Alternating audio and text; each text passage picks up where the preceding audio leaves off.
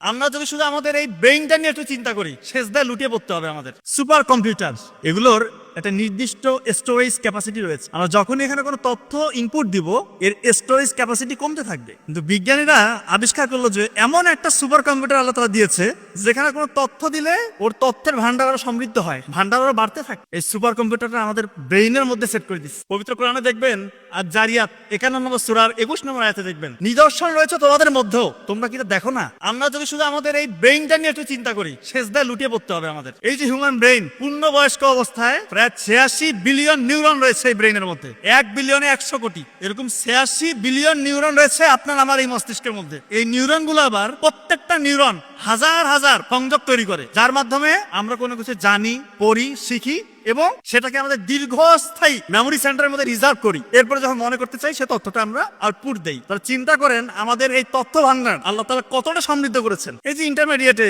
কয়টা বই, medical admission দিবেন, অনেকে বুয়েটে পরীক্ষা দিবেন, ঢাকা ইউনিভার্সিটি দিবেন, বা আরো বড় বড় পরীক্ষা দিবেন, কয়টা বই আপনি চাইলে সবগুলো এখানে স্টোর করতে পারবেন, মেমোরাইজও করতে পারবেন, সুযোগ মতো সময় মতো আপনি চাইলে এটা আউটপুট দিতে পারবেন। কিন্তু সমস্যা হচ্ছে আমরা অনেকে ভুলে যাই, আবার অনেকে খুব সহজে মনে করতে পারি। একই পড়া দেখা যাচ্ছে একজন সুন্দর মতো পড়ছে, তার সময় মতো সেটাকে বের করছে, সুন্দর মতো ডেলিভারি দিচ্ছে, আর একজন ভুলে যাচ্ছে। এর কারণটা হচ্ছে তথ্য যেটা আমরা পড়ছি সেটা স্টোর করার যে প্রসেস, এই প্রসেসের মধ্যে একটা বড় ধরনের গ্যাঞ্জাম রয়েছে।